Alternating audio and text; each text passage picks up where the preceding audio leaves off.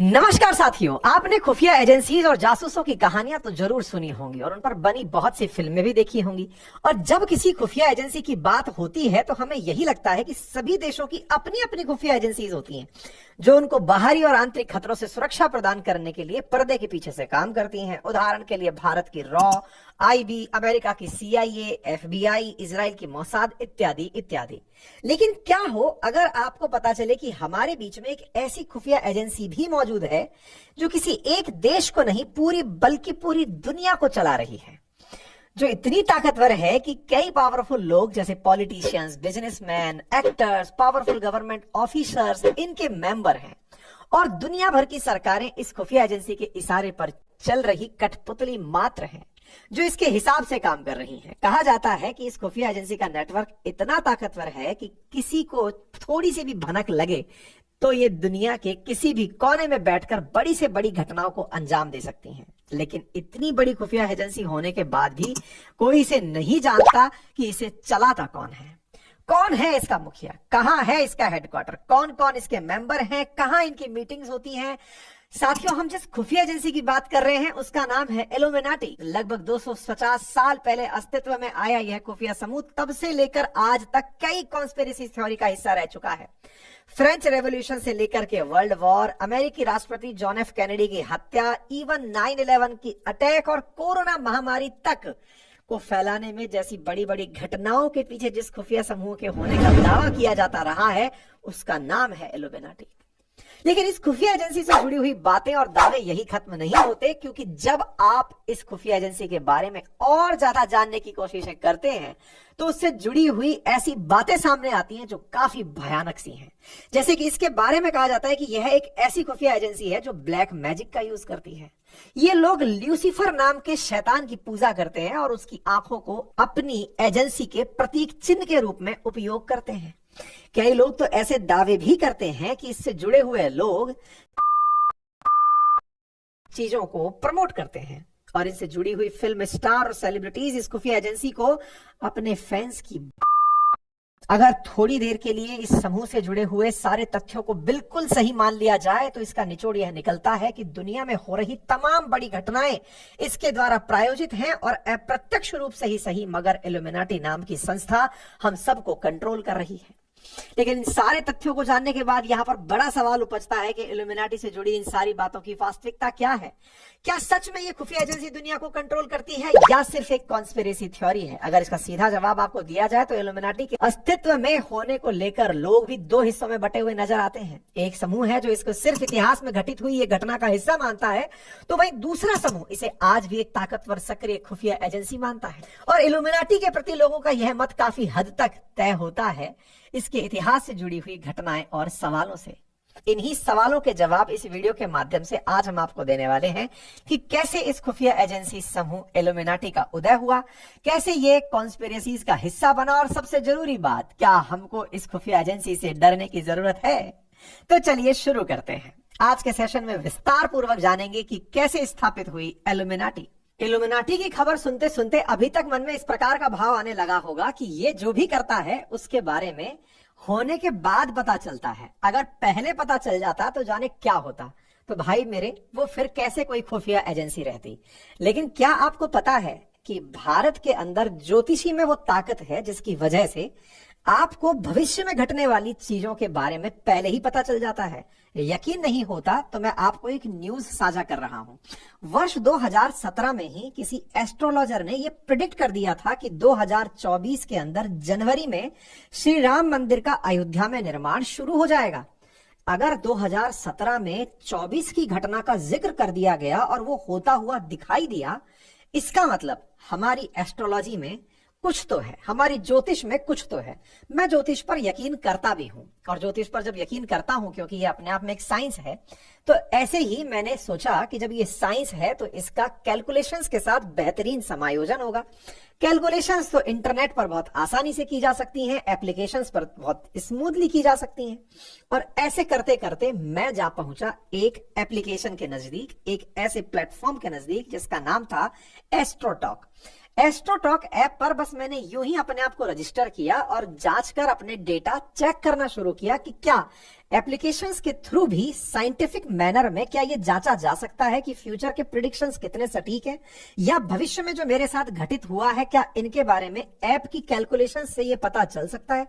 क्या वहां पर ऐप के थ्रू दिए जा रही सुविधाओं में जो एस्ट्रोलॉजर्स बिठाए जा रहे हैं क्या वो सटीक कैलकुलेशन लगा पा रहे हैं। आउट ऑफ क्यूरियोसिटी मैंने भी एस्ट्रोटॉक से अपनी डिजिट्स देकर अपनी date of birth, time of birth, place of birth जैसी जानकारी साझा करके जांचने का प्रयास किया।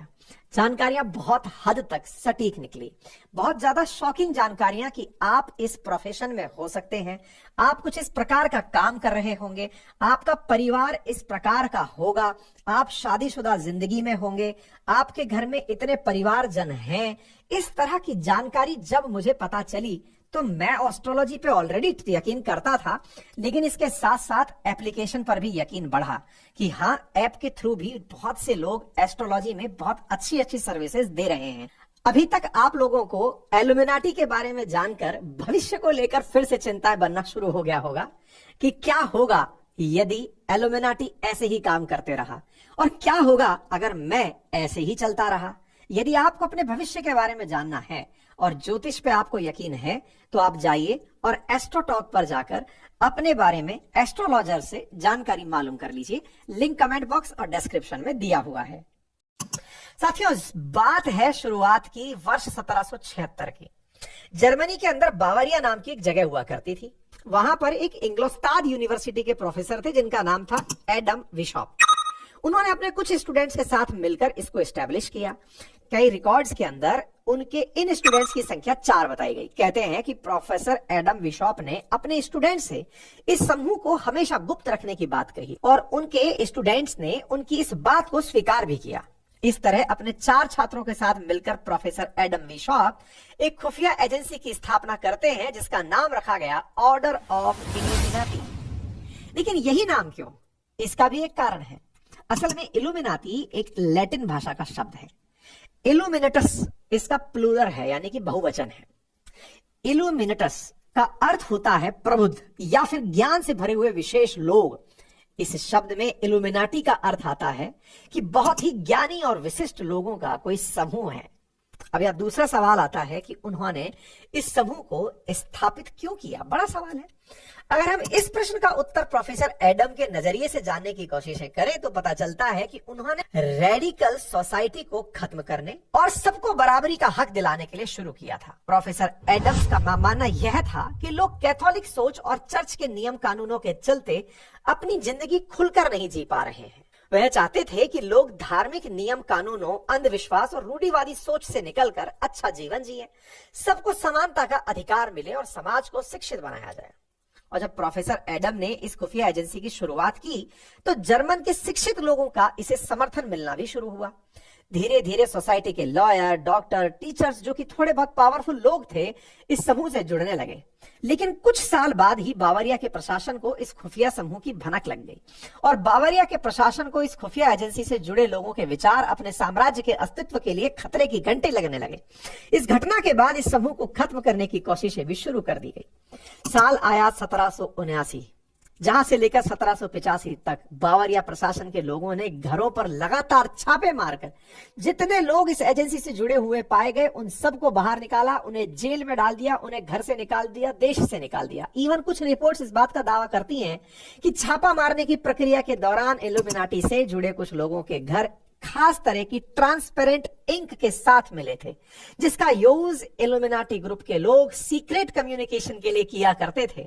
साथ में यह भी कहा गया कि इल्यूमिनाटी से जुड़े लोग अपने लिए एक खास कोड नेम का उपयोग किया करते थे।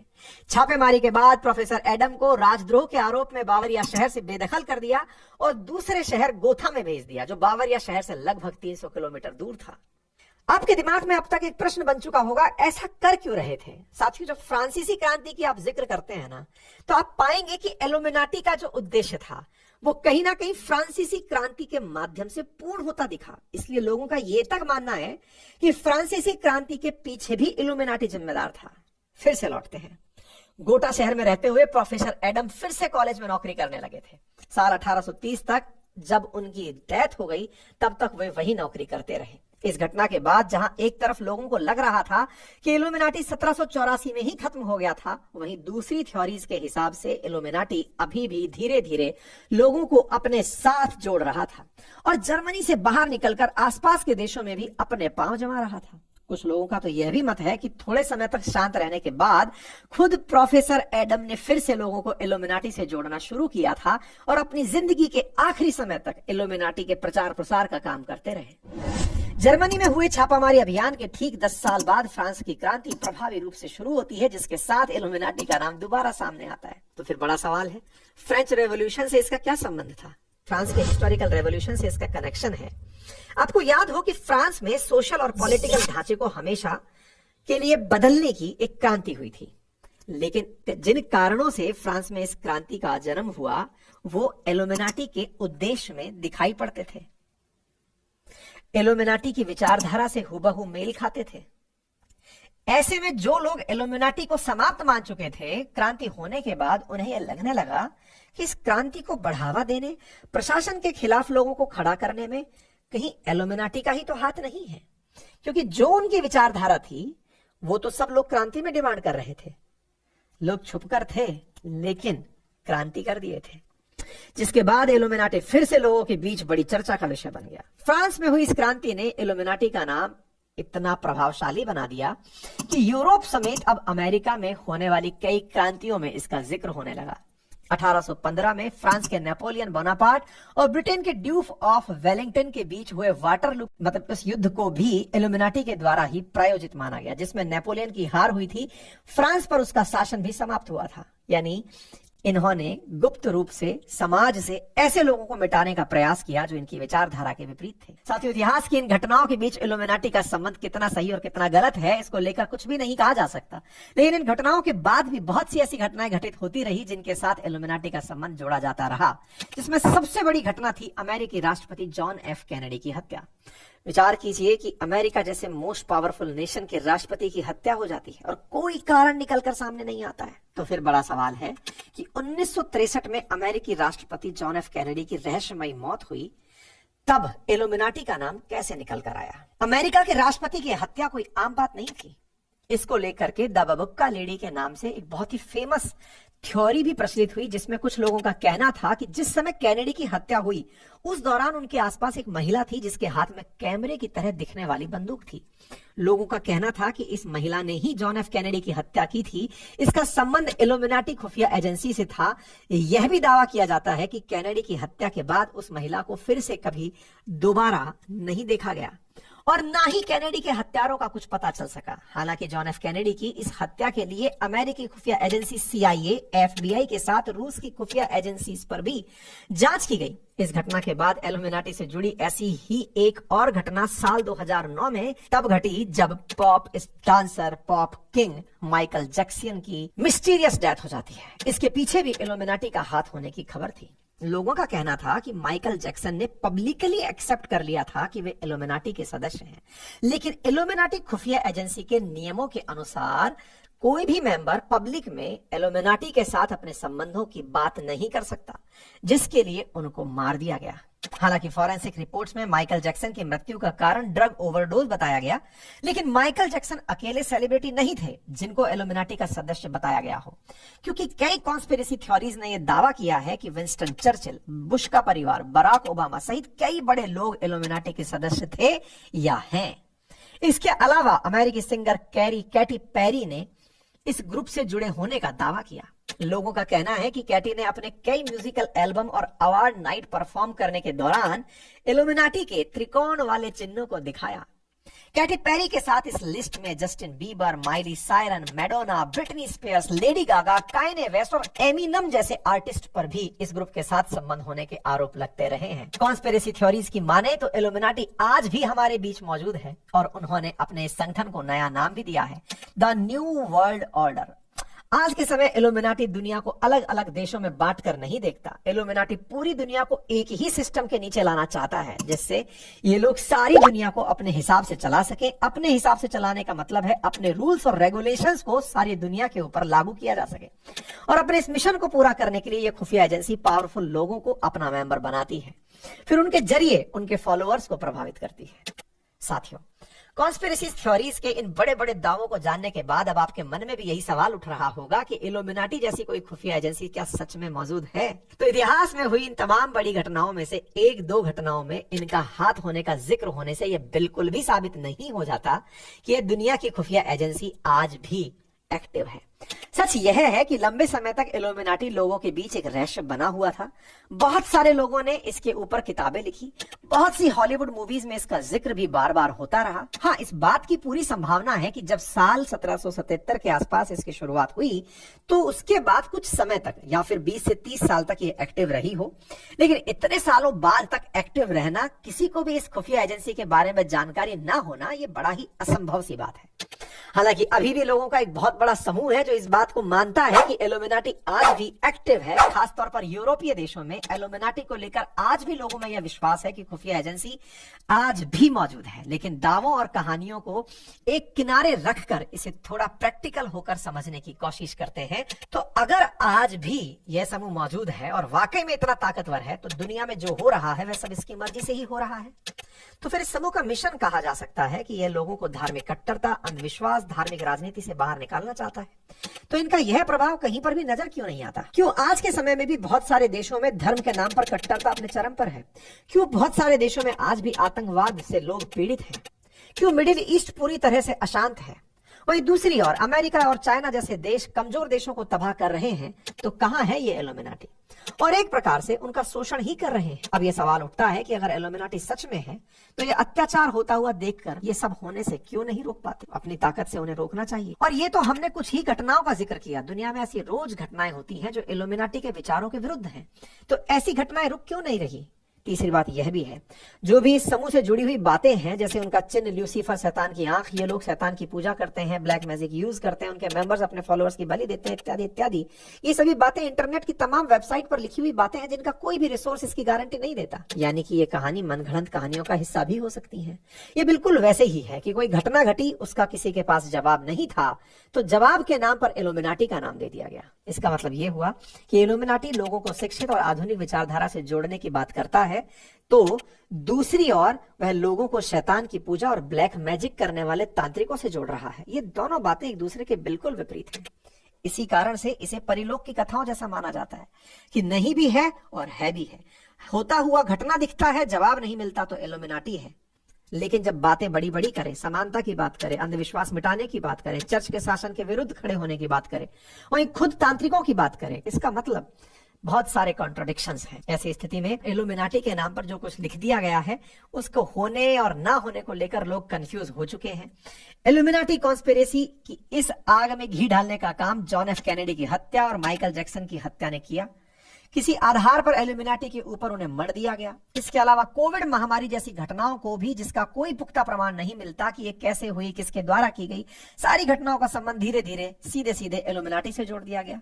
आप इतिहास में घटित हुई इन सारी घटनाओं को देख लीजिए जिनसे इल्यूमिनाटी का नाम जोड़ा गया हो, उनका कारण आज तक स्पष्ट नहीं है। क्यों हुए, किसने किया, क्यों किया? जब इन सारे सवालों के जवाब ना मिले हो तो इल्यूमिनाटी को लाकर सामने खड़ा कर दो। अब ये जानबूझकर किया गया या कुछ कॉन्स्पिरेसी थ्योरिस्ट के द्वारा ये स्थापित किया गया, इसका जवाब देना तो हालांकि थोड़ा असंभव है, पर कहीं ना कहीं तो इसकी शुरुआत होती ही है। इसके साथ बहुत से लोगों ने इल्यूमिनाटी का उपयोग अपनी किताबों को बेचने, उनके लेखों को पॉपुलर बनाने के लिए और सिर्फ मनगढ़ंत कहानियों का हिस्सा भर बन जाने के लिए भी किया हो, तो इससे इनकार नहीं किया जा सकता। तमाम लेखकों का इल्यूमिनाटी के नाम पर इस प्रकार का प्रयोग, यह प्रभाव हुआ कि लोगों के बीच प्रसिद्धि के साथ साथ कॉन्स्पिरेसी थ्योरीज ने भी उनके दिमाग में अस्तित्व में होने वाली घटनाओं को या संभावनाओं को बिठा दिया। आज भी लाखों लोग मौजूद हैं जो कि बिल्कुल निराधार रूप से इल्यूमिनाटी के रूप में विश्वास रखते हैं और उन थ्योरीज को जीते हैं, बिल्कुल वैसे ही जैसे कि आपको आपके साये से डर सताए कि ये है भी और नहीं भी। कॉन्स्पिरेसी थ्योरी समाज के अंदर लंबा इतिहास रखती है। इल्यूमिनाटी भी उनमें से एक है। कुछ वर्षों की जो कॉन्स्पिरेसीज हैं, जैसे कि 2012 के अंदर दुनिया समाप्त होने की भविष्यवाणी हो, या कोविड पेंडेमिक के दौरान बिल गेट्स पर दुनिया भर की सरकारों को पैसा देकर के महामारी फैलाने का आरोप लगाना हो, इत्यादि। साथियों, अब आखिर में आपके सवाल का जवाब, मैंने वीडियो में आपसे पूछा था कि क्या हमको इससे डरने की जरूरत है, तो इसका जवाब भी संभवतः आपको मिल ही गया होगा कि जो चीज केवल इतिहास और कहानियों तक सीमित है तो उससे डरने की कोई जरूरत नहीं है। लेकिन हाँ, अगर हमें किसी चीज से डरने की जरूरत है तो वो है वास्तविकता में पॉपुलेशन, पॉल्यूशन, नेचुरल रिसोर्सेज का खत्म होना, बढ़ते हुए क्लाइमेट चेंज से प्रभावित होती हुई अर्थव्यवस्थाओं का, इन सभी चीजों का जो आज हमारे बीच में एग्जिस्ट करती हैं, हमें आवश्यकता है इनसे पड़ने वाले इम्पैक्ट की चर्चा करने की। ये था आज का हमारा वीडियो इल्यूमिनाटी पर। आपको ये जानकारी कैसी लगी जरूर कमेंट बॉक्स में बताइएगा।